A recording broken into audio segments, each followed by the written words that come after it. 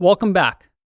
We've learned a little bit about testing, but how about testing our React component or our React app, our RoboFriends app? If we take a look at our folder over here, I have the RoboFriends PWA because it's now a progressive web app. And based on what we've learned, we might go to the actions folder, constants folder, maybe the reducers file, not folder, I guess. And because these are just simple functions, we might know how to test them. But the one thing we haven't really discussed is how do we test these functions that are React components? I mean, how do we actually do that? And there are ways that we can figure out to test this with the methods that we've learned so far. But there's a great library that simplifies things for us, and that is Enzyme. And this is a library by Airbnb that is pretty standard in the React community. If you want to test your components, then you're most likely going to use Enzyme. And Enzyme is, again, a tool that allows us to say, hey, in our tests, just render this car component, and Enzyme is going to give us a ton of methods for us to test, hey, did the div get rendered? Did the image get rendered? Did the name and email get rendered? So in this video, let's install Enzyme and have a look at what it offers us. Now, they have great documentation here, and you can see that based on our React version, they have different things that we need to install. And since we're using React that is higher than 16, if we take a look at package.json, we see that we're using React 16.2. You might be using a higher version of React, but most likely you're going to be using a version that is higher than this. In that case, they give us pretty good information of what to do and what we need to install. So we need to install the Enzyme library, as well as this Enzyme adapter React 16. So just a special adapter that we need for this newer version of React. I'm just going to go ahead and copy this. And you see that we're doing -- save dev because it's a dev dependency.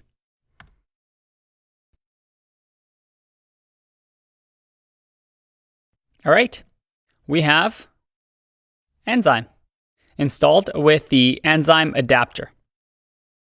Now, if you go through their documentation, we need to do a quick setup for us to be able to actually use Enzyme. And again, this is because we're using a newer version of React. And I want you to keep in mind that this isn't actually difficult when you see me have these special cases of libraries and we need to do some sort of a setup. Most of the time, all these libraries have documentation for you to get started. I mean, their goal is for people to use them as much as possible, so they're going to make it easy for you to understand and set up. With Enzyme, what we need to do is create something called a setup tests.js to set this up. So in our source folder, we can just say new file. We'll call it setup tests.js. And within here, we're going to import something called configure from Enzyme. And again, all of this can be found in their documentation, so don't get intimidated by this. I had no idea how to do this until I actually read their documentation. Just on their introduction page, it'll show you how to do this. And then finally, we also want to import something called an adapter. And if I can spell, that's how you spell adapter, from the Enzyme adapter React 16 library that we also installed. And then finally, we just need one single line here, and that is to say configure the adapter to have a new adapter. If you really want to know what this does, you can go through their code on GitHub, But just by looking at the name, we say that it's just configuring our tests. All right, so that's set up. What can we do? How can we actually test our components now with Enzyme? Well, Enzyme gives us mainly just 3 things that we can use. Let me show you what they are. One is something called shallow, the other one, something called mount, and then the third, a render. And these are functions that we can use from the Enzyme library that we just used. And from these 3, we're able to do something really, really interesting with our components. You see, in an ideal world, to do a test, we can render this whole thing and make sure that it returns what we expected. Like I said before, to make sure that we're returning a div, perhaps with these types of class names, that we're also returning another div inside of it with name and email. So just like a DOM, we need to figure out if it renders exactly what it needs.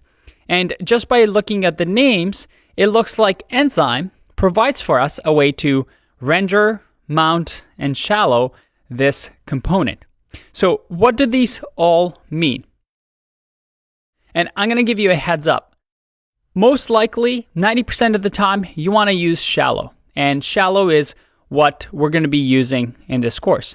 There are some cases that you might want to use mount and render, but just keep in mind that with Enzyme, we're pretty much just using this, which makes it very, very nice and simple. The very first thing, the one that we're using most, what does shallow do? Well, first off, let's create a test file here because, well, we're not going to import Enzyme in our actual component. So within the components file, I'm just going to say new file, card.test.js. And now let's import Enzyme here, as well as importing our actual component. So again, we're going to import card from the card.js file. And now, let's just for fun, see what happens if I do shallow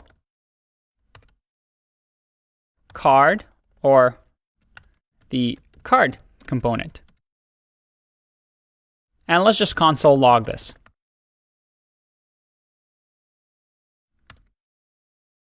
Now, how do we actually run this test? Well, if we go to our package.json, we haven't installed Jest. But remember, because we're using create React app, this comes built in the React scripts. It has all this stuff set up for us. So we can simply run npm test.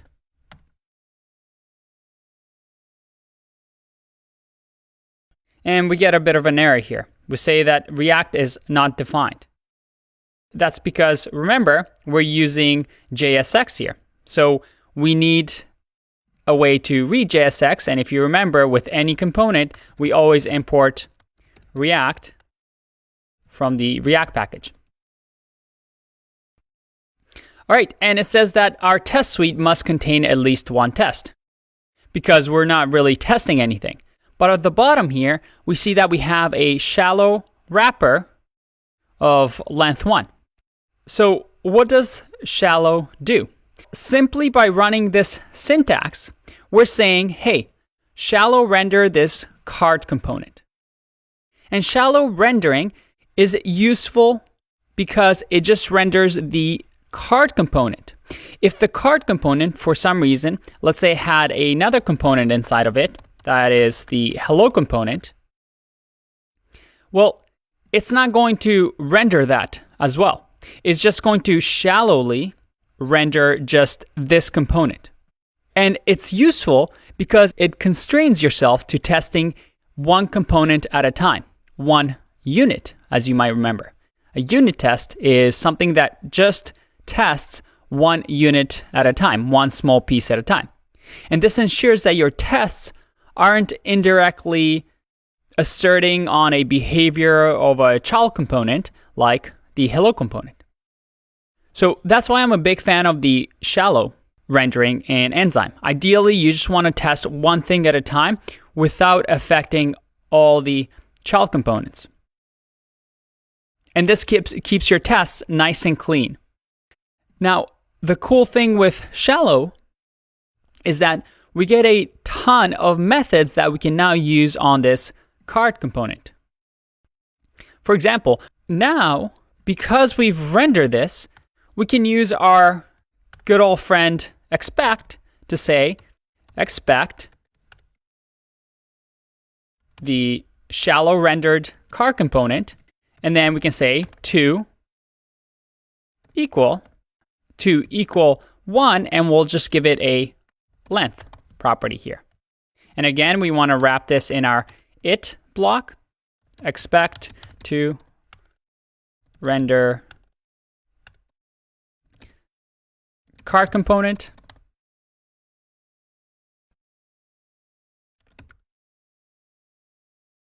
And now we can just put this inside. Let's save. And there you go. We have one test passing. And this shows that, all right, the card component, when we render it, it's going to actually render something to equal 1. I mean, it's a silly test, but that's nice. We were able to just render nice and simple card component. Let me remove the hello from here. Now, what about these other two? These other two things, we're not going to go into too much because they have their specific use cases. Like I said, most of the time you want to use shallow and keep your tests nice and simple and contained. But mount does what's called a full DOM rendering. It's ideal for use cases where you have components that maybe interact with the DOM API. So for some reason, maybe the card component uses .query selector all or any of the DOM APIs that we usually see. Or maybe the card component has some sort of a lifecycle method, a React lifecycle method that you want to test, such as component did mount. Now, one note with the mount is that it requires a full DOM API to actually work and be available for us for the mount to happen. And this means that it has to run in an environment that at least looks like the browser environment. And if you remember from our previous talk, you might not always want to run your tests inside of a browser because, well, it takes a bit of time.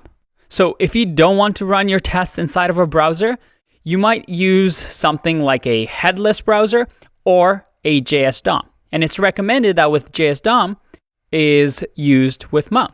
Keep that in mind. Mount, unlike shallow rendering, does a full render and actually mounts the component on a DOM, just like React does, which means that tests can affect each other if they're all using the same DOM. But like I said, it's very rare that you want to use mount because it can get complicated and you want to keep your tests as clean and contained as possible. Finally, the last one is the render.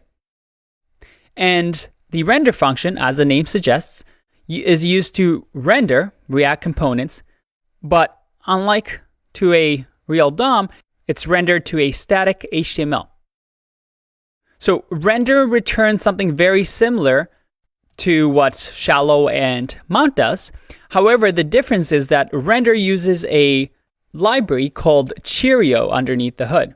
Think of it as an in-between shallow and mount. It doesn't actually need a full DOM API, but it does render any of the card children underneath it if you need to test those.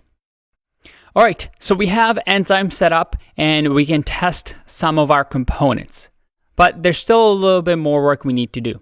So for that one, I'll see you in the next one.